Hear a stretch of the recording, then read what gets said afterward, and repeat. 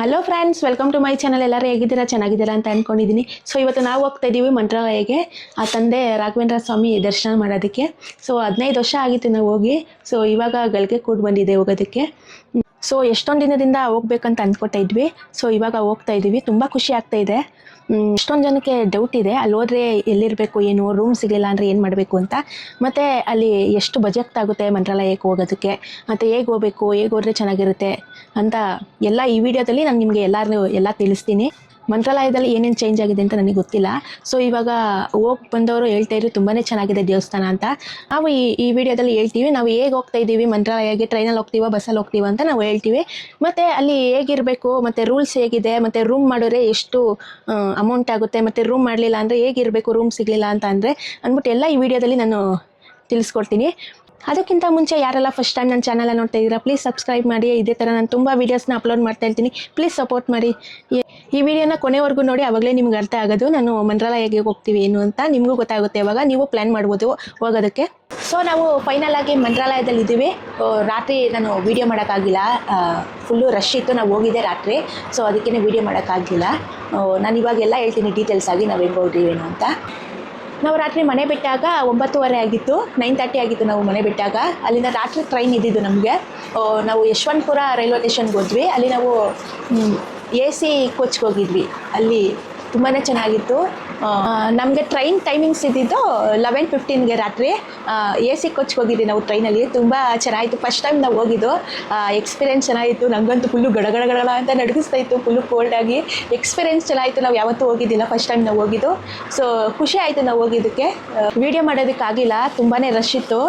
ಯಾರು ಫೋನ್ ಕಿತ್ಕೊಂಡ್ಬಿಟ್ರೆ ಆಮೇಲೆ ಏನು ಮಾಡೋಣ ಅಂದ್ಬಿಟ್ಟು ವೀಡಿಯೋ ಮಾಡೋಕ್ಕಾಗಲಿಲ್ಲ. ಸೊ ನಂಗೊಂದು ಸ್ವಲ್ಪ ಭಯ ಇತ್ತು, ಯಾರೇನು ಅನ್ಕೋತಾರೋ ಏನು ಅಂತ. ಸೊ ಅದಕ್ಕೆ ನಾನು ವೀಡಿಯೋ ಮಾಡೋಕ್ಕೆ ಹೋಗಲಿಲ್ಲ. ಆಮೇಲೆ ಟ್ರೈನಲ್ಲೂ ಅಷ್ಟೇ ವೀಡಿಯೋ ಮಾಡೋಣ ಅಂತ ಹೋದೆ, ಅಷ್ಟರಲ್ಲಿ ಎಲ್ಲರೂ ಬಂದ್ಬಿಟ್ಟು ಜನ ಎಲ್ಲ ವೀಡಿಯೋ ಮಾಡೋಕ್ಕಾಗಲಿಲ್ಲ. ಸೊ ಇವಾಗ ನಾನು ಡೀಟೇಲ್ಸಾಗಿ ಹೇಳ್ತೀನಿ ನಾವು ಹೆಂಗೆ ಬಂದ್ವಿ ಅಂತ. AC ಕೋಚ್ ಹೇಗಿತ್ತು ಅಂತ ಹೇಳೋದಾದರೆ ತುಂಬ ಚೆನ್ನಾಗಿತ್ತು ಎಕ್ಸ್ಪೀರಿಯೆನ್ಸು. First time ಹೋಗಿದ್ದಲ್ವ. ಅವರೇ ಬೆಡ್ಶೀಟು, ದಿಂಬು ಎಲ್ಲ ಕೊಡ್ತಾರೆ, ಚೆನ್ನಾಗಿರುತ್ತೆ. ಮತ್ತು ಅವರು ಹಾಸೋದಕ್ಕೂ ಕೊಡ್ತಾರೆ, ವೈಟ್ ಕಲರು ಬೆಡ್ಶೀಟ್ ಕೊಡ್ತಾರೆ ಹಾಸೋದಕ್ಕೆ. 2 ಜೊತೆ ಕೊಡ್ತಾರೆ ಅವರು, 2 ಸೆಟ್ ಕೊಡ್ತಾರೆ. ಅದರಲ್ಲಿ ನಾವು ಇದು ಲಾಂಗ್ ಹೋಗೋದಾದರೆ ಅದನ್ನು ಚೇಂಜ್ ಮಾಡ್ಕೋಬೋದು ನಾವು ಬೆಡ್ಶೀಟ್ನ. ಸೊ ನಾವು 1 ನೈಟ್ ಅಲ್ವಾ ಇದ್ದಿದ್ದು, ಸೊ ಒಂದು ಮಾತ್ರ ನಾವು ಚೇಂಜ್ ಮಾಡಿದ್ದು, 1 ಸೆಟ್ ಮಾತ್ರ. ಚೆನ್ನಾಗಿತ್ತು, ಕ್ಲೀನಾಗಿತ್ತು ಮಾತ್ರ. ಟ್ರೈನ್ ಮಾತ್ರ ಫುಲ್ ಕ್ಲೀನಾಗಿತ್ತು, ಅದು ಮಾತ್ರ ಮಾತಾಡೋಂಗಿಲ್ಲ. AC ಎಲ್ಲ ಫುಲ್ಲು ಗಡ ಅಂತ ನಡುಗಿಸ್ತಾ ಇತ್ತು. ನನಗಂತೂ ರಾತ್ರಿ ನಿದ್ದೆನೇ ಬರಲಿಲ್ಲ, ಯಾಕಂದರೆ ಈಗ ಜಾಗ ಚೇಂಜ್ ಆಗುತ್ತಲ್ವಾ. ಅದು ಬೇರೆ ಟ್ರೈನ್ ಬೇರೆ ಗಟ್ಕ ಅಂತ ಇರ್ತೈತೆ, ಸೌಂಡ್ ಬೇರೆ ಬರುತ್ತಾ. ನಿದ್ದೆ ಬರಲಿಲ್ಲ. ನಮ್ಮ ಅಪ್ಪ ನಮ್ಮ ಅಮ್ಮ ಎಲ್ಲ ನಿದ್ದೆ ಮಾಡೋರು, ನಾನು ಸರಿಯಾಗಿ ನಿದ್ದೆ ಮಾಡಲಿಲ್ಲ. ಸೊ ನಾನು ಎಲ್ಲರೂ ಹೋದ್ರೆ ಸರಿಯಾಗಿ ನನಗೆ ನಿದ್ದೆ ಬರಲ್ಲ. ಚೆನ್ನಾಗಿತ್ತು ಎಕ್ಸ್ಪೀರಿಯೆನ್ಸು. ಫಸ್ಟ್ ಟೈಮ್ ಹೋಗಿದ್ದಲ್ವ, ಖುಷಿ ಆಯಿತು ನಮಗೆ. ಸೊ ನಾವು 3 ಜನ ಬಂದಿದ್ದೀವಿ, ನಾನು, ನಮ್ಮಮ್ಮ, ನಮ್ಮಪ್ಪ. ಸೊ 3 ಜನಕ್ಕೆ AC ಕೋಚ್ಗೆ ನಮಗೆ 1956 ರುಪೀಸ್ ಆಗಿದೆ. ಸೊ ಅದರಲ್ಲಿ ಡಿಸ್ಕೌಂಟ್ ಹೋಗಿ ನಮಗೆ ಸಮಥಿಂಗ್ ಎಷ್ಟು ಆಗಿದೆ ಗೊತ್ತಿಲ್ಲ. ನಮ್ಮಣ್ಣ ಬುಕ್ ಮಾಡ್ದ ಅವನು. ಒಬ್ರಿಗೆ ಟಿಕೆಟು 652 ರುಪೀಸ್ ಆಗುತ್ತೆ.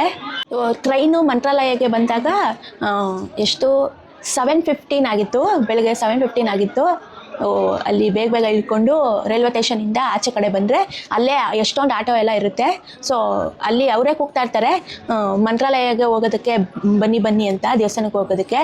ಒಬ್ರಿಗೆ 50 ರುಪೀಸ್ ತೊಗೋತಾರೆ. ಕೊಡ್ಬೋದು. ಒಂದು ಎಷ್ಟು ದೂರ ಇದೆ ಮಾತ್ರ. ಒಬ್ರಿಗೆ 50 ರೂಪಾಯಿ ಅಂದರೆ ಪರವಾಗಿಲ್ಲ. ಓಕೆ ಪರವಾಗಿಲ್ಲ ಅಂದ್ಬಿಟ್ಟು ಎಲ್ಲರನ್ನೂ ಕೂರಿಸ್ಕೊಂಡು ಹೋದ್ರು. ಸೊ ಅಲ್ಲಿಂದ ನಾವು ಆಟೋ ಇಳಿತಿದ್ದಂಗೆ ರೂಮ್ನ ನೋಡಿದ್ವಿ, ಅಲ್ಲಿ ಕೇಳಿದ್ವಿ, ರೂಮ್ ಇಲ್ಲ, ಖಾಲಿ ಇಲ್ಲ ಅಂತ ಹೇಳಿದ್ರು.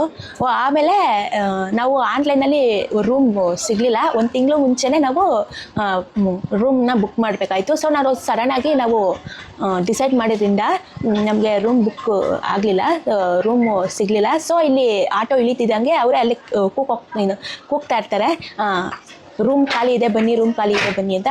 ಒಂದು 4-5 ಜನ ಕೇಳೋದು. ಸೊ ಅವರೇ ಕೂಗ್ತಾ ಇದ್ರು, ರೂಮ್ ಖಾಲಿ ಇದೆ ಬನ್ನಿ ಅಂತ. ಸೊ 4-5 ಜನ ಕೇಳಿದ್ರು. 1,500 ರೂಪಾಯಿ ಹೇಳಿದ್ರು, 2,000 ರೂಪಾಯಿ ಹೇಳಿದ್ರು.